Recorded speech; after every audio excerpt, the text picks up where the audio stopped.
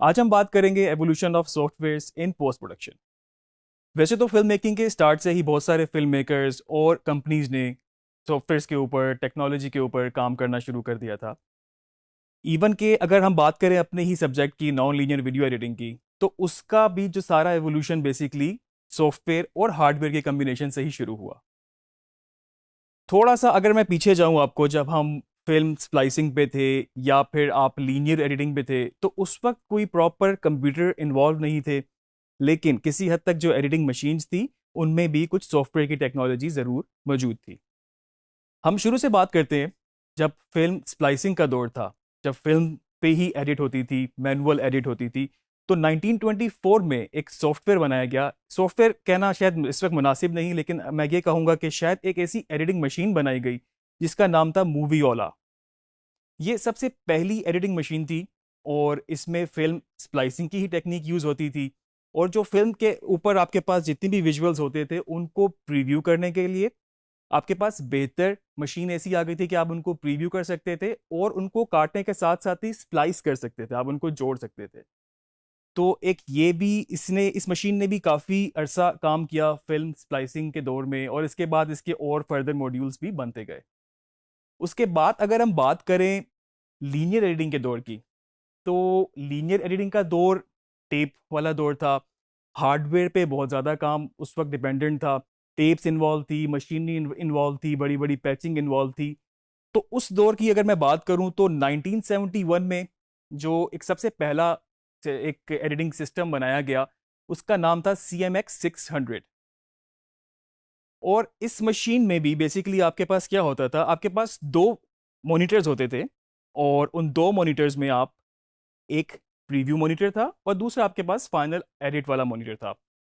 और इनको एडिट करने के लिए आपके पास एक लाइट पेन की डिवाइस थी, और उसके थ्रू आप बेसिकली इसमें कट ऐड कर सकते थे और नेक्स्ट कट को साथ में जोड़ सकते थे।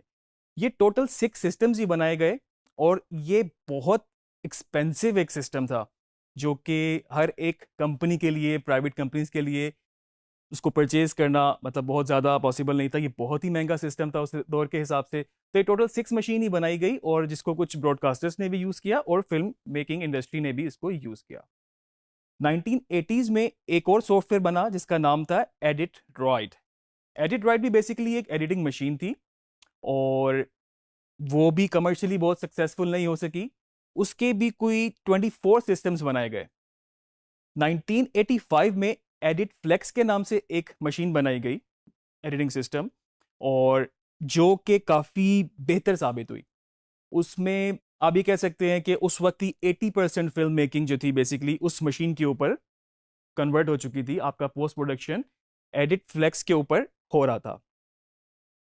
तो अर्ली 90s में आप इसको कह सकते हैं कि पूरा एक रेवोल्यूशन था वीडियो एडिटिंग में और पोस्ट प्रोडक्शन में। 1991 में इसको फॉर्मली नॉन लीनियर एडिटिंग का नाम दिया गया, इस टर्म को। और इसमें बेसिकली आपके पास कुछ सिस्टम इन्वॉल्व हो गया। सिस्टम से मुराद मेरा कंप्यूटर है, और कुछ हार्डवेयर इन्वॉल्व हो गया, और उसके साथ साथ कुछ ऐसी मशीनरी, जिस तरह की अगर आपके पास टेप पे फिल्म रिकॉर्ड हुई हुई है, तो आप उसको कन्वर्ट करने के लिए, डिजिटाइज करने के लिए आपको वो रिकॉर्डर प्लेयर चाहिए हो। फिर आपको एक ऐसा हार्डवेयर चाहिए हो जिससे आप उसको पैच करके अपने सिस्टम के अंदर उसको डिजिटाइज कर सकते हो। EMC2 के नाम से एक सबसे पहला non linear video editing system बनाया गया 1989 में। इसको बनाने वाली कंपनी थी एडिटिंग मशीन कॉरपोरेशन। और इसके बाद मजीद सिस्टम बनते चले गए। एविड, जो कि अभी भी बहुत बड़ा नाम है, उसने अपना सबसे पहला सिस्टम एविड 1 के नाम से बनाया।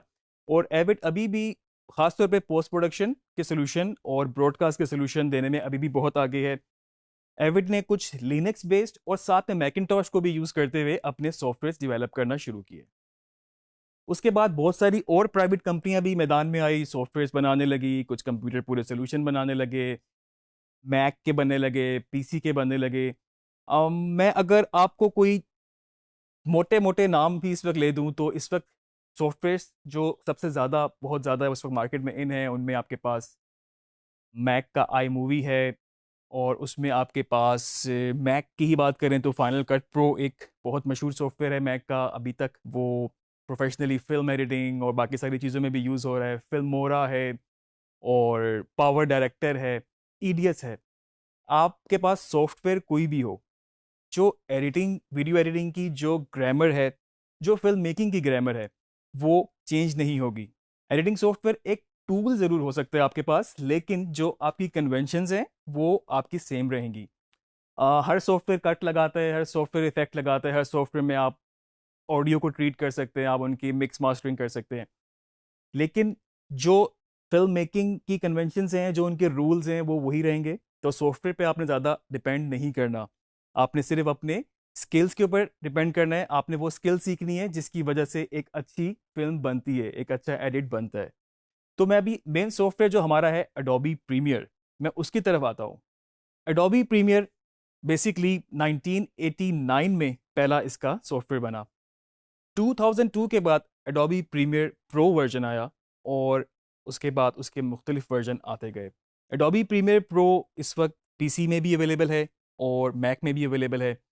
और जब से इसके लॉन्च के बाद बहुत सारे फिल्म मेकर्स ने इस पे काम करना शुरू किया, और उसके बाद मेजरली मैं अगर इसमें नाम लूँ, CNN, BBC सब इसको शुरू से यूज़ कर रहे थे, और बहुत सारी फीचर फिल्म भी इसके ऊपर एडिट हो चुकी हैं। इसका मेन फीचर आगे जाके हम सॉफ्टवेयर में और भी इसको डिटेल में डिस्कस करेंगे, क्योंकि हमारा मेन सॉफ्टवेयर आगे थ्रू आउट वीडियो एडिटिंग में यही रहेगा।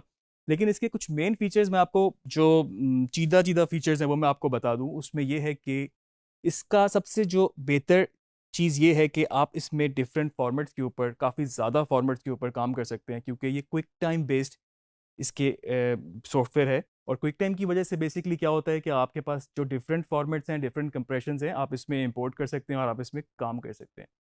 ये नॉर्मल कम रेजोल्यूशन से लेके बड़ी से बड़ी रेजोल्यूशन अगर मैं बात करूं तो इस वक्त 10K तक इसको रियल टाइम सपोर्ट करता है, डिपेंडिंग कि आपका सिस्टम कितना अच्छा है, आपके पास ग्राफिक्स कार्ड कितना अच्छा है, और आपके पास रैम कितनी है। ओवरऑल जो हार्डवेयर एक रिक्वायरमेंट होती है वो कितना बेहतर आपके पास है। फिल्म में, ब्रॉडकास्ट में, डिजिटल मीडियम्स में, आजकल जितने भी आप सोशल मीडिया प्लेटफॉर्म्स देख रहे हैं, तो उसमें ये इस वक्त मेजर सॉफ्टवेयर के तौर पे यूज़ हो रहा है।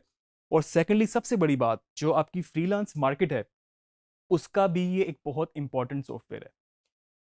अपवर्क हो गया, फाइवर हो गया, क्योंकि अगर आप मैक बेस्ड की बात करें तो मैक सिस्टम बहुत ज़्यादा कॉमन नहीं होते, लेकिन एडोबी प्रीमियर बहुत इजीली आपको अवेलेबल भी है। आप इसको डाउनलोड कर सकते हैं, आप इसको परचेज कर सकते हैं। जब आप खुद से अपनी वीडियोस को क्रिएट करेंगे, जो चीज़ आप फिल्म करेंगे उसमें इफेक्ट्स डालेंगे, उसमें म्यूज़िक डालेंगे, और जितना ग्लैमराइज आप उसको पोस्ट प्रोडक्शन के थ्रू कर सकते हैं, जब आप करना सीख जाएंगे तो आप इसको बहुत इंजॉय करेंगे।